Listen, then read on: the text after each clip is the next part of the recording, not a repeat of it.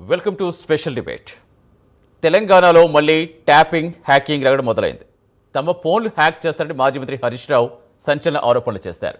హ్యాకింగ్కు ఆధారాలు ఉన్నాయని వెల్లడిస్తున్నారు. ఐపీఎస్ అధికారులు చట్టవిరుద్ధంగా పనిచేస్తున్నారని, ఇళ్లల్లో సీసీ కెమెరాలు కూడా హ్యాక్ చేసేస్తున్నారని ఆగ్రహం వ్యక్తం చేశారు. దీనికి సంబంధించి స్పష్టమైన ఆధారాలు ప్రకటించారు ఆయన. సీఎంకు అనుకూలంగా వ్యవహరిస్తున్న అధికారులపై అనుమానాలు వ్యక్తం చేశారు. బీఆర్ఎస్ అధికారంలోకి రాగానే హ్యాకింగ్కు పాల్పడ్డ ఆఫీసర్లను వదిలిపెట్టబోమని హెచ్చరించారు. ఇక కమాండ్ కంట్రోల్ కేంద్రంగా బెంగళూరుకు చెందిన హ్యాకర్స్తో కుట్రలు జరుగుతున్నాయని, బీఆర్ఎస్ నాయకులు ఫోన్లు, ఇళ్ల ముందున్న సీసీ కెమెరాలు హ్యాక్ చేస్తున్నారంటున్నారు హరీష్ రావు. అవసరమైనప్పుడు ఆధారాలు బయట పెడతారని చెప్తున్నారు హరీష్ రావు.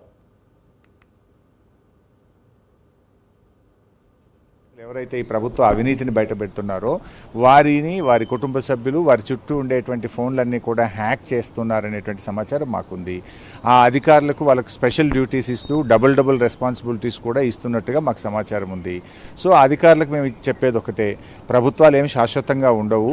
రేపు మీరు అక్రమాలకు పాల్పడితే, తప్పుడు విధానాలకు పాల్పడితే, లీగల్ పర్వ్యూ దాటి మీరు పనిచేసినట్టయితే ఎవరైనా చట్టానికి మరి బాధ్యత వహించాల్సి వస్తుంది. చట్టం అనేటువంటిది మీరు రిటైర్ అయినా కూడా అధికారంలో ఉన్నప్పుడు, ప్రభుత్వ విధులు నిర్వహించినప్పుడు చేసేటువంటి తప్పులకు బాధ్యత వహించాల్సి ఉంటుందని చెప్పి వారిని మేము హెచ్చరిస్తా ఉన్నాం. డెఫినెట్గా లీగల్గా ఏం చేయాలనేటువంటి దాన్ని సరి అయిన సమయంలో మేము తీసుకుంటాం. అన్ని విషయాలు కూడా బయట కూడా.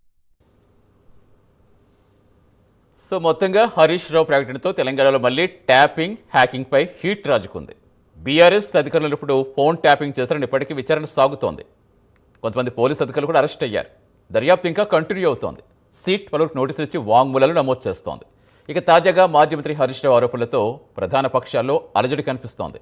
నిజంగా తెలంగాణలో ట్యాపింగ్, హ్యాకింగ్ జరుగుతోందా? వీటి పరిణామాలు ఎలా ఉంటాయి? ఇవే అంశాలపై డిబేట్ కంటిన్యూ చేద్దాం. డిబేట్లో మనతో జాయిన్ అవుతున్నారు బొల్లం మల్లయ్య యాదవ్ గారు, బీఆర్ఎస్ మాజీ ఎమ్మెల్యే, మనకి జూమ్లో అందుబాటులోకి వచ్చారు. మహమ్మద్ రుమాన్ గారు, కాంగ్రెస్ ఏఐసిసి కోఆర్డినేటర్, మనకి జూమ్లో జాయిన్ అయ్యారు. ఇద్దరికి నమస్తే అండి, వెల్కమ్ టు ది డిబేట్.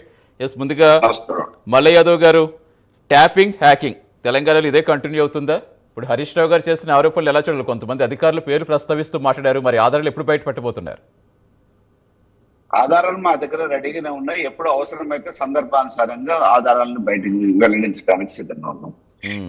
ఈ రోజు ఇచ్చిన హామీల్ని మర్చిపోయి, అభివృద్ధి గురించి ఆలోచించకుండా, సంక్షేమ పథకాల గురించి, ఇచ్చిన హామీల గురించి ఆలోచించకుండా, ప్రతిపక్ష నాయకుల్ని ఎట్లా ఇబ్బంది పెట్టాలి, ఎట్లా అక్రమ కేసులు పెట్టాలి, ఎట్లా ఇరికియాలనే ఒక ఆలోచనతో దృష్టంతా ప్రతిపక్షం మీద సారిస్తున్నారు తప్ప ప్రజల మీద సారించట్లేదు. ప్రజల బాధల గురించి ఆలోచించట్లేదు.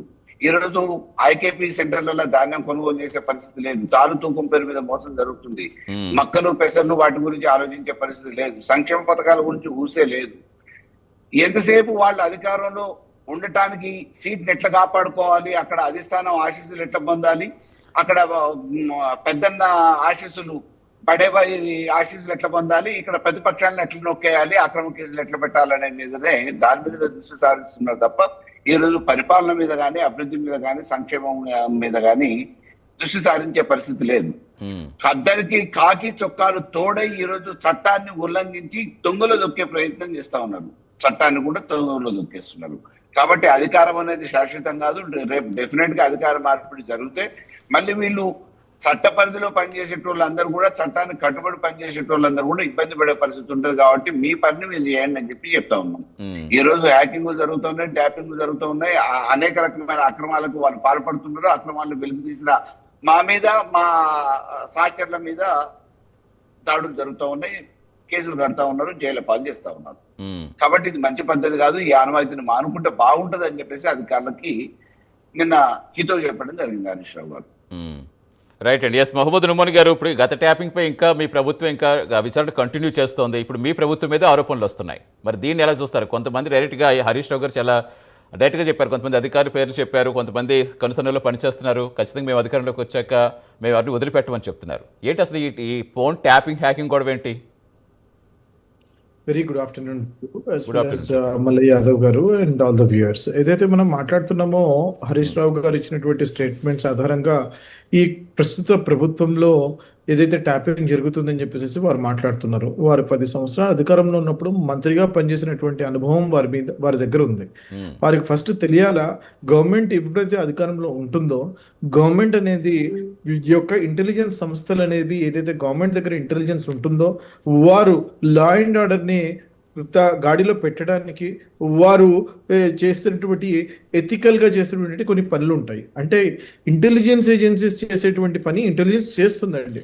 సమాచారం రాబట్టడము, ఎక్కడ కూడా అసాంఘిక కార్యకలాపాలు జరగకూడదు అని చెప్పేసి వారు వారి యొక్క స్ట్రాటజీస్ని వాడుతూ ఉంటారు. ఇప్పుడు ఇండియా టెలిగ్రాఫిక్ యాక్ట్ అనుగుణంగా ఏదైనా జరిగితే మాత్రం 100% గవర్నమెంట్ అది చట్టబద్ధంగా చేసేటువంటి ఒక కార్యక్రమం ఉంటుంది. వారు ఆనాడు ప్రభుత్వంలో ఉన్నప్పుడు 10 సంవత్సరాలు ఏ రకంగా అయితే అన్ఎథికల్గా, ఏ రకంగా అయితే వారు పొలిటికల్ అపోనెంట్స్ మీద పొలిటికల్ సర్వేలెన్స్ చేస్తూ వారు ఇష్టారాజ్యంగా నయానో భయానో హీరోయిన్ల దగ్గర నుంచి తీసుకుంటే, మీరు బిజినెస్ మెన్ల దగ్గర నుంచి తీసుకుంటే, హవాలా వాళ్ళ దగ్గర నుంచి తీసుకుంటే, పొలిటికల్ అపోనెంట్స్ నుంచి తీసుకుంటే ఒక దోపిడీ. ఎటువంటి దోపిడీ అని అంటే, మీరు అక్కడికి చేరుకునే లోపు వీరు అక్కడ వీరి యొక్క యంత్రాంగాన్ని మొత్తం అక్కడికి పంపించేసేసి దోచుకున్నారండి. తెలంగాణని దోచుకున్నారు వాళ్ళు. అంటే నోమన్ గారు ఇవన్నీ కూడా ఆరోపణలాగే వినిపిస్తున్నాయి, కానీ ఎక్కడ మరి ఎవరి మీద యాక్షన్ తీసుకోకపోతే ప్రజలకు ఏమిస్తున్నట్టు మెసేజ్ ఏమిస్తున్నట్టు? పచ్చకామర్లు వచ్చినటువంటి వారికి లోకమంతా పచ్చగా ఉంటుందంట. అంటే వారు చేశారు కాబట్టి మేము చేస్తున్నామని అనుకుంటున్నారు. అవసరం లేదండి. తెలంగాణ మేము అదే చేస్తుంటే మాత్రం, నేను చెప్తున్నాను కదా, వీరి యొక్క కార్యక్రమాలు కూడా జరిగేవి కాబట్టి వీరి ఇంట్లో నుంచి కదిలేవారు కూడా కాదు. నేను చెప్తున్నాను, నేను మాకు అవసరం లేదు. We don't even care about BRS party. వారు చేస్తున్నటువంటి పనుల గురించి వారి సొంత బిడ్డ అయినటువంటి కల్వకుట్ల కవిత గారు ప్రతిరోజు నిందిస్తూనే ఉన్నారు. ఇక మాకేమవసరం చెప్పండి, వాళ్ళు చూసుకుంటారు ఏమని ఉంటే. వారు వచ్చేసేసి మేము పోయి వారి గురించి ఏదో ఆయన చేసేటువంటి రహస్య ఒప్పందాలంట, ఏదో సీసీటీవీ కెమెరాలని మొత్తం డీకోడ్ చేస్తున్నామంట, ఐఏఎస్ ఐపీఎస్ ఆధారాలు బయట పెట్టు బరాబర్ నోమన్ గారు ఇక్కడ ఏంటంటే ఒక్క విషయం, నోమన్ గారు నిరాధారమైన ఆరోపణలు చేస్తూ మీరు ఇష్టం వచ్చినట్టు మేము బురద జల్లుతాము, మీరు తుడిచిపెట్టుకొని పోండి, మేము ప్రతిపక్షంలో ఉన్నాం కాబట్టి మాకు ఇష్టం వచ్చి freedom of speech and expression ఉంది కాబట్టి మేము ఇట్లా బురద జల్లుతాం, మీరు తుడుచుకోండి అంటే ఇది పద్ధతా అండి? చెప్పండి. మీకు మీ మీద ఆరోపణలు వచ్చినప్పుడు 10 సంవత్సరాల మీద అధికారంలో ఉన్నప్పుడు ఎంక్వైరీ నడుస్తుంది, సిట్ ఎంక్వైరీ నడుస్తుంది, దేశం విడిచి పారిపోయినటువంటి దొంగల్ని గల్లా పెట్టుకొని లోపల లాక్కొని వచ్చినాము. ఈరోజు ఎంక్వైరీ నడుస్తుంది, వాంగ్మూలాలు ఇస్తున్నారు వచ్చేసేసి ఎవరికి ఏం జరుగుతుందో అని చెప్పేసి. ఒక్క కేసు చూపించమని చెప్పండి. 6 అడుగుల బుల్లెట్కి నేను సూటి ప్రశ్న ఇస్తున్నాను. ఒక్క ఇన్స్టెన్స్ చూపించమని చెప్పండి. ఒకటే ఇన్స్టెన్స్, 10 అవసరం లేదండి, ఒక్కటి చూపించమని చెప్పండి. ఎందుకంటే ఈ రకంగా నిరాధారమైన మాటలు మాట్లాడతారు? నిర్ణయాత్మక ప్రతిపక్షంలో ఉండండి. మీరు చేసినటువంటి కుట్రలు, మీరు చేసినటువంటి కుతంత్రాలు, మీరు చేసినటువంటి అన్యాయాలు, మీరు చేసినటువంటి నోమన్ గారు ఒక్కదాని క్లారిటీ ఇవ్వండి. కాదు, మీరు అధికారంలో ఉన్నారు సరే, విపక్షం మీద చాలా వరకు అన్నిటి కమిటీ వేస్తామని చెప్తున్నారు, కమిటీ నివేదికలు వస్తున్నాయి, కానీ ఎవరి మీద యాక్షన్ తీసుకోలేదు, కేవలం డైవర్షన్ పాలిటిక్స్ కోసమే చేస్తున్నారు తప్పించి ఎక్కడ ఏ తప్పు జరగలేదు కాబట్టి యాక్షన్ తీసుకోవట్లేదు అనే మెసేజ్ పంపించే ప్రతి విపక్షాలు చేస్తున్నాయి. మరి ఎందుకు తీసుకోలేకపోతున్నారు? ఇంకా ఎంత టైం పట్టొచ్చు? వారు అనుకునే విధంగా మార్నింగ్ తలుచుకుంటే సాయంత్రం వరకు అరెస్టులు, సాయంత్రం తలుపుకుంటే పొద్దున వరకు అరెస్టులు. వారు లా అండ్ ఆర్డర్ని వారి చేతిలో పెట్టుకుని వాళ్ళు గుప్పెట్లో నడిపేవారండి. కాంగ్రెస్ పార్టీ అనేది ప్రజాస్వామ్యబద్ధంగా ఏర్పడేటటువంటి పార్టీ, ఏర్పడేటువంటి ప్రభుత్వంలో ప్రజాపాలన నడుస్తుంది కాబట్టి లా అనేది, దానికి చట్టం అనేది, దానికి ఒక ప్రొసీజర్ ఉంటుంది. ఆ ప్రొసీజర్ని ఫాలో అవుతూ ప్రతి ఒక్క స్టెప్ని వారు ముందుకు తీసుకెళ్తున్నారు, ప్రాసిక్యూట్ చేస్తున్నారు, ఇన్వెస్టిగేషన్ నడుస్తుంది, కలెక్షన్ ఆఫ్ ఎవిడెన్సెస్ నడుస్తున్నాయి. దాని తర్వాత వారికి వచ్చేటువంటి నివేదిక ప్రకారం వారు తీసుకునేటువంటి యాక్షన్ ముందు తెలుస్తుంది. అంత తొందర ఏముందండి? నాకు అర్థం కాదు. అంత తొందర ఏముంది? మీరు చేసినటువంటి అన్యాయాలు అన్ని కావండి, ఒకరోజు తేలేటువంటి అన్యాయాలు కావండి. ఒక చిన్న ఎఫ్ఐఆర్ ఒకవేళ ఎక్కడైనా రిజిస్టర్ అయితే, ఒక చిన్న ఇన్వెస్టిగేషన్ ఆఫీసర్ ఎస్ఐ స్థాయి వ్యక్తిని దానికి అసైన్ చేస్తే, దానికి ఇన్వెస్టిగేట్ చేయడానికి 6 నెలలు టైం పడుతుంది. 90 డేస్ ఛార్జ్ షీట్ వేయడానికి 90 డేస్ పడుతుందండి. 90 డేస్ తర్వాత వేస్తారు. 90 డేస్ గడువు చట్టం ఇస్తుందండి. మీరు వచ్చేసేసి అప్పుడే ఎక్కడైపోయింది? ఒక ప్రభుత్వం అండి, ఒక ప్రభుత్వం ఆషామాషి కాదు. మీరు చేసినటువంటి పనులు అన్నీ కావు. మిమ్మల్ని 100% ఎవిడెన్స్ సేకరించి మిమ్మల్ని కోర్టుల ముందు మీరు 100% దోషులుగా నిలబెడతాం మిమ్మల్ని. గవర్నమెంట్ ఎవరిని పనిష్ చేయదండి. It has to be done through the courts. Judiciary ఉందండి, జ్యుడిషియరీలో మిమ్మల్ని నిలబెడతాం. వారు మీకు వేసేటువంటి శిక్ష మీకు శిక్షకి అర్హులని చెప్పేసి ప్రూవ్ చేయడం బాధ్యత మాది. Right. ఎందుకంటే అప్పుడు ఆరోపణలు చేసినాము, ఈరోజు రుజువు చేస్తున్నాం మేము. అందుకని చెప్పేసి ఓపిక పట్టండి. వారు ఇంకో మాట అన్నారు, ఏమని చెప్పేసి కమాండ్ కంట్రోల్ రూమ్ ని ఇక్కడ కూర్చొని ఆఫీసర్లను పెట్టేసేసి కమాండ్ కంట్రోల్ రూము ఎందుకు కట్టిరండి? ఎందుకు కట్టినటువంటి ఉద్దేశం ఏంటిది?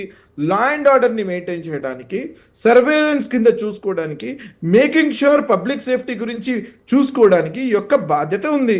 హ్యాక్ చేయడము, మరోటి చేయడము, నిందలేయడం చాలా ఈజీ అండి హరీష్ రావు గారికి.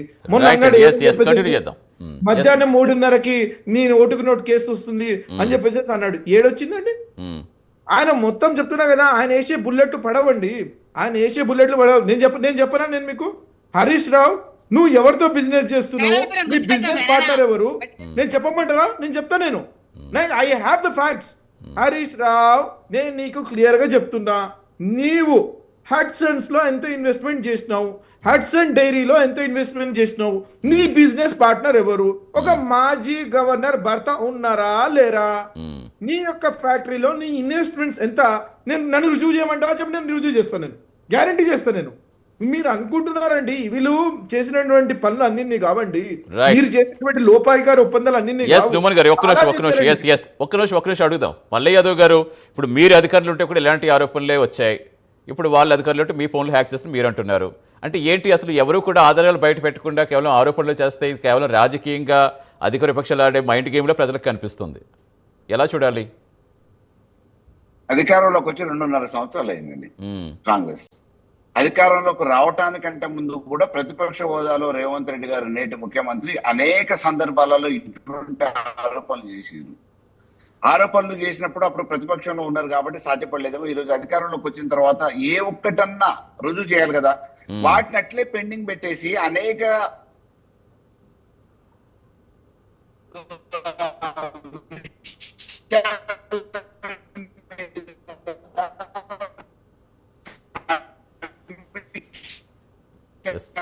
వాయిస్ బ్రేక్ అవుతుంది మల్లయ్య యాదవ్ గారు. వాయిస్ బ్రేక్ అవుతుంది. అదే ప్రశ్నలు లేవనెత్తున్నారు మల్లయ్య యాదవ్ గారు. ఇప్పుడు 2 రైళ్ళు అయ్యింది, ఇంకా ఒకటి కూడా ప్రూవ్ చేయకుండా, కేవలం మీరు ఇచ్చిన హామీలు నెరవేర్చకుండా ఏదో ప్రజల దృష్టి మరల్చాలి కదా అని విపక్షాల మీద అభాండాలు వేసేస్తే చూస్తూ ఊరుకోనట్టుగా ప్రశ్నిస్తున్నారు. నేను అదే విషయం చెప్తున్నానండి మల్లయ్య యాదవ్ గారికి. వారు ఒక మాజీ శాసనసభ్యులుగా ఉన్నారండి. వారికి చట్టాలు ఏ రకంగా అయితే అన్ని రాసుకుంటామో, చట్టాలు ఏ రకంగా అయితే ఎగ్జిక్యూట్ చేస్తామని చెప్పేసి వారికి తెలియాల. అది తెలియకుండా ఒక వ్యక్తి మెయిన్ అక్యూజ్డ్ ఉన్నటువంటి ప్రభాకర్ రావు గారు దేశం విడిచి బయటికి పోయినారు, అవునా కాదా? బయటికి పోయినటువంటి వ్యక్తికి రెడ్ కార్నర్ నోటీస్ ఇచ్చి దేశం దాటి బయటకు పోతే గ్రీన్ కార్డ్ అక్కడ అప్లై చేసుకుంటే కాలర్ పట్టుకొని నేను ఇక్కడ దేశానికి తీసుకొచ్చినాము అన్నారు ముఖ్యమంత్రి గారు. నువ్వు దేశం దాటి బయటకు పోయినా నేను లాక్కొని వస్తా అని చెప్పేసి ప్రతిపక్షంలో ఉన్నప్పుడు అన్నాము. ఆయన తీసుకురాలేదా? ఆయన వచ్చినాడా? వచ్చిన తర్వాత ఆయన ఎంక్వైరీ నడుస్తుందా? ఇన్వెస్టిగేషన్ నడుస్తుందా? అరే మీకు ఓపిక ఎందుకు లేదండి? అంటే మీరు ఈరోజు డిసైడ్ చేసేస్తే రేపు పనిష్మెంట్ అయిపోవాలా?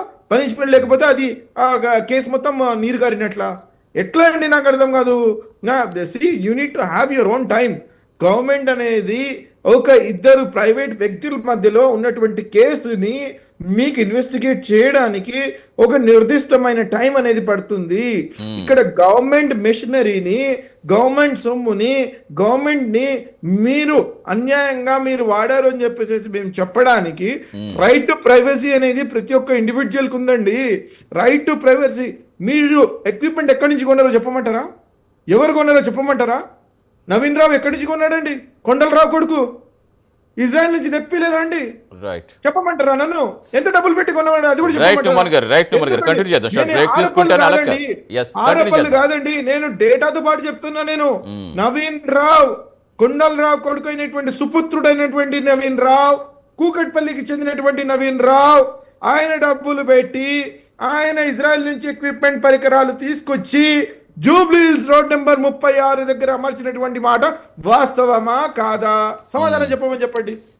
మరి ఎందుకంటే యాక్షన్ తీసుకోవడం ఎందుకు అంత ఆలస్యం అవుతుంది అనేది మనకి కంటిన్యూ చేద్దాం. షార్ట్ బ్రేక్ తీసుకునే వస్తాను సరే. అంటే ఏ ప్రభుత్వ అధికారుల పేర్లు ఎందుకు అసలు బయటకు వస్తున్నాయి? కంటిన్యూ చేద్దాం. షార్ట్ బ్రేక్ స్పెషల్లీ పెట్టి షార్ట్ బ్రేక్ తీసుకుందాం. Stay with us.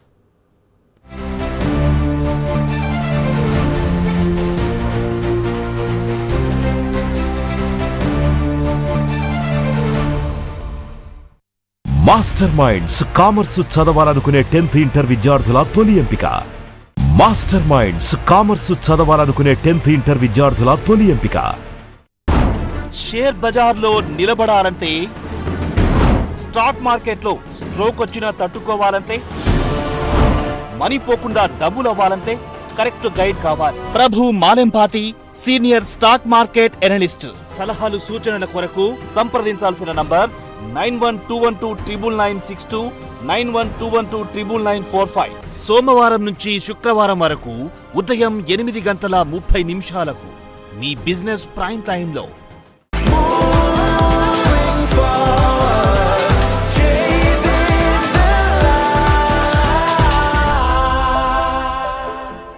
Master minds commerce చదవాలనుకునే 10th ఇంటర్ విద్యార్థుల తొలి ఎంపిక. మాస్టర్ మైండ్స్ కామర్స్ చదవాలనుకునే 10th ఇంటర్ విద్యార్థుల తొలి ఎంపిక. స్కూల్ ఎడ్యుకేషన్ అంటే ముమ్మాటికి ఒక్క కేశవరెడ్డి మాత్రమే. కేవలం 1-2 కెరియర్స్ కి మాత్రమే సిద్ధం చేసే ఇతర కార్పొరేట్ స్కూల్స్ కి భిన్నంగా రేపటి ఎలాంటి కెరియర్ కైనా ఒక సాలిడ్ ఫౌండేషన్ ఒక్క కేశవరెడ్డిలోనే సాధ్యం. మరోవైపు spoken English, communicative skills, personality development, co and extra curricular activities తో కంప్లీట్ ఆల్ రౌండ్ డెవలప్మెంట్. అందుకే కేశవరెడ్డి మాత్రమే అవుతుంది the king of right schooling. Master minds commerce చదవాలనుకునే 10th ఇంటర్ విద్యార్థుల తొలి ఎంపిక. మాస్టర్ మైండ్స్ కామర్స్ చదవాలనుకునే 10th ఇంటర్ విద్యార్థుల తొలి ఎంపిక.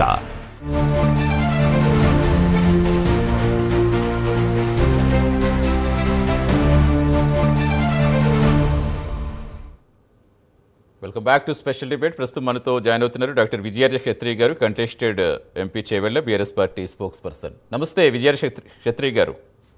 నమస్తే. ఎస్ విజయార్య గారు, ఏంటి చాలా మళ్ళీ మీ ఫోన్లు హ్యాక్ అవుతున్నాయని, సీసీ కెమెరాలు కూడా మొత్తం దాన్ని కూడా హ్యాక్ చేస్తారని, ఈ హ్యాకింగ్ ట్యాపింగ్ సమస్య ఎక్కువైపోయింది. ఇప్పుడు మళ్ళీ ఇది దీనివైపు మళ్ళుతోంది. అసలు ఎటువంటి ఆధారాలు మీ దగ్గర, ఎప్పుడు ఆధారాలు బయట పెడతారని కాంగ్రెస్ వాళ్ళు అడుగుతున్నారు. మేము మొదటి నుంచి అంటనే ఉన్నాయి కదండి, మా మీద నిరాధారంగా వాళ్ళు విచారణలు చేపట్టి కమిషన్లు వేసి, ఎంక్వైరీ కమిషన్లు వేసి మా మీద ఎంతటి దుష్ప్రచారం పాల్గొన్నారు అనేది అందరికీ సమాజానికి. మాకేం సంబంధం లేదయా, నేను ఎట్లా ఫోన్ ట్యాపింగ్ చేయడానికి వస్తుంది, అదొక పెద్ద వ్యవస్థ, ఇంటెలిజెన్స్ వ్యవస్థ. అది దేశానికి సంబంధించి, ఆయా రాష్ట్రాలకు సంబంధించి చట్టబద్ధంగా మరి పోలీసు వ్యవస్థకు ఉన్నటువంటి హక్కుల అధికారాలు అది. దాంట్లో మేము ఎట్లా ఇన్వాల్వ్ అవుతాము, అట్లా అనుకుంటే మాది కూడా ట్యాపింగ్ అయిపోతున్నది. మరి మాది కూడా మీరు చెక్ చేయండి, మరి ఎవరు చేస్తా ఉన్నారు, ఎందుకు అవుతా ఉన్నది అని చెప్పి. ఇప్పుడు కాదు కదా, మేము మొదటి నుంచి చెప్తానే ఉన్నాం కదా. కేటీఆర్ గారు హాజరైన కాలం నుండి, హరీష్ రావు గారు హాజరైన కాలం నుండి ఇవన్నీ జరుగుతూనే ఉన్నాయి. ఎందుకంటే ఇక్కడే ఎందుకు ఎక్కువ వినిపిస్తుంది అనుకోవాలి విజయార్య గారు. ఇప్పుడు గతంలో మీరు అధికారంలో ఉంటే ఇలాంటి ఆరోపణలే, ఇప్పుడు వాళ్ళ అధికారంలో ఉంటే ఇలాంటి ఆరోపణలే. మళ్ళీ పైగా అధికారుల పేర్లు ఏ ప్రభుత్వం అధికారంలో ఉన్నా అధికారుల పేర్లు అధికారులు బలైపోతున్నారు. ఇప్పుడు మధ్య ఎలా చూడాలి, వారిపై విమర్శలు ఎలా చూడాలి? అది వాస్తవం. మేము కేసీఆర్ గారు చాలా హుందాతనం తోటి పరిపాలన నడిపించే ఒక వ్యక్తిత్వం అండి, గొప్ప వ్యక్తిత్వము. దీన్ని పోలీస్ వ్యవస్థను, ఇంటెలిజెన్స్ వ్యవస్థలో బజారు చేసి కొట్టాల్సిన అవసరము రేవంత్ రెడ్డి గారికి, కాంగ్రెస్ పార్టీ ప్రభుత్వానికి ఏమున్నదని చెప్పి మేము ప్రశ్నిస్తా ఉన్నాం గతం నుండి. అనవసరంగా ఇలాంటి చిల్లర వల్లర రాజకీయాలు ఒకరినొకటి కిందేసుకోనికే పోలీస్ వ్యవస్థను వాడుకోవడం అనేది ఏమైనా చర్య, దీన్ని క్షమించడం తప్పు. మీరు దయచేసి ఇలాంటివి చేయకండి. ఒకవేళ మా మీద అనుమానాలు ఉంటే మీరు ఖచ్చితంగా కమిషన్లు కూర్చోబెట్టండి, మేము హాజరైతాం. ఒకవేళ నిజంగానే తప్పులు జరిగి ఉంటే, మేము చేసి ఉంటే మేము జైలుకోనికి కూడా తయారున్నామని చెప్పి ధైర్యంగా ప్రకటించి మేము హాజరైన దాఖలాలు మీకు తెలుసు అందరికి. మరి ఇప్పుడు మాది కూడా అవుతా ఉన్నాయి. అందుకే జ్యుడిషియరీ కమిషన్ కూర్చోబెట్టమని అడుగుతా ఉన్నాం మేము. జ్యుడిషియరీ కమిషన్ వేయండి. అంటే ఎవరు వేయాలి? ఇప్పుడు ఇది కేంద్ర హోంశాఖ అని పట్టించుకోవాలా? ఇప్పుడు నిరంతరం ఏ ఆరోపణలు వినిపిస్తూ ఉంటే, ఎవరు అధికారంలో ఉన్నా సరే ఈ హ్యాకింగ్ వార్తలు ఎక్కువగా ప్రచారంలో ఉంటే ఎవరు పట్టించుకోవాలి? ఇప్పుడు కేంద్ర హోంశాఖ, టెలిశాఖ ఎవరు ఇన్వాల్వ్ అవ్వాలంటారు? ఇప్పుడు యాక్చువల్ అండి, ప్రభుత్వాలు ఇప్పుడు 3 రకాల ప్రభుత్వాలు ఉన్నాయి. స్థానిక ప్రభుత్వాలు ఉన్నాయి, రాష్ట్ర ప్రభుత్వం ఉంది, కేంద్ర ప్రభుత్వం ఉంది, జాతీయ ప్రభుత్వం ఉంది. ఇప్పుడు దీన్ని జాతీయ ప్రభుత్వంలో సిబిఐ ఎంక్వైరీ చేయండి, ఎవరు వద్దన్నారు?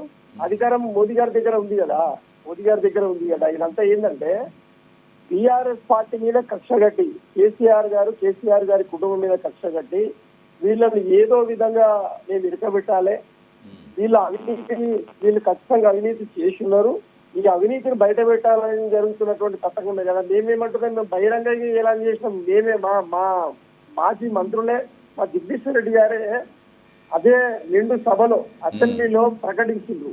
మీకు దమ్ము ధైర్యం ఉంటే మా మీద కేసులు పెట్టండి, ఎంక్వైరీలు చేయండి, కమిషన్ చెయ్యండి, కానీ ఉత్తమాటలు చెప్పకండి, రాజ్యాంగబద్ధంగా ప్రూవ్ చేయండి, కానీ ఉత్తమాటలు మాట్లాడి మమ్మల్ని ఆగమాగం చేసి ప్రజల మధ్యలో ఉన్నటువంటి మా మంచి పేరు ప్రతిష్టలు మీరు దెబ్బతీసే ప్రయత్నం చేస్తూ ఉన్నారు. ఇది రాజకీయ కక్షపూరితంగా సాగుతూ ఉన్నది కాబట్టి మేము దీన్ని ఖండిస్తా ఉన్నాము అని చెప్పి మా జగదీశ్వర్ గారు ఎన్నోసార్లు ఖండించారు. మా కేటీఆర్ గారు, హరీష్ రావు గారు, మాజీ మంత్రులు అందరూ కూడా, కేసీఆర్ గారు కూడా ఏ ఫోన్ ట్యాపింగ్ లేదు, ఏం లేదు, అంతా ఉత్త గ్యాస్, ఇది ఉత్తముచ్చారు మాట్లాడుతూ ఉన్నారు. మీకు పని లేదు, బాట లేదు, ప్రజలను ఆగం చేసుడు తప్పిస్తే పరిపాలన మీద దృష్టి పెట్టకుండా ఈ చిల్లరమన్న విషయాల మీద ఏంటి అని చెప్పి కేసీఆర్ గారు కూడా మరి కోపమైన విషయం మీకు జ్ఞాపకం చేస్తా ఉన్నా. ఇప్పుడు కూడా మేమేమంటున్నామంటే, సరే ఊరికే పోయినంతకాలం ఫోన్ ట్యాపింగ్ అనబడుతుంది కదా, మరి వాస్తవం కూడా మా కెమెరాలు, మా ఇళ్ల ముందర ఉన్నటువంటి మా నాయకులు ఉన్నటువంటి కెమెరాలు, మా పార్టీ మీద ఉన్నటువంటి కెమెరాలను హ్యాక్ చేస్తూ, అట్లనే మరి మా ఫోన్లు కూడా హ్యాకింగ్ అయితే ఉన్నాయి. మరి దాని మీద కూడా అదే అంటే ఇప్పుడు అలా కాదు విజయార్య గారు, ఇప్పుడు ఇలాంటి భయాలు అందరికీ వచ్చేస్తాయి. ఇప్పుడు రాజకీయ నాయకులే కాదు కదా, సామాన్యులు చేసినా ఇది ప్రజాస్వామ్యాన్ని కూని చేయడమే అవుతుంది. ఎవరి ఫోన్ ట్యాపింగ్ చేసినా చాలా ఈజీగా చేసేస్తారంటే అందరిలో సామాన్యులు కూడా భయం అనేది పట్టుకుంటుంది. ఆ భయాన్ని పోగొట్టే బాధ్యత అటు ప్రభుత్వాల పరంగా ఉంటుంది, ఏ ప్రభుత్వం అధికారంలో ఉన్నా.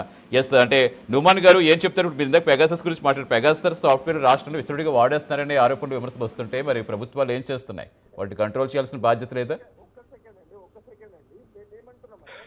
పెగాసస్ సాఫ్ట్వేర్ గురించి ఏదైతే మీరు మాట్లాడుతున్నారో, దట్ ఈస్ ఇంట్రూడ్ అయ్యి, అంటే ఒక వ్యక్తి యొక్క ప్రైవసీని భంగం కలిగిస్తూ వారు స్పై చేస్తూ వారు తీసుకున్నటువంటి ఇన్ఫర్మేషన్ పెగాసస్ చేస్తుంది.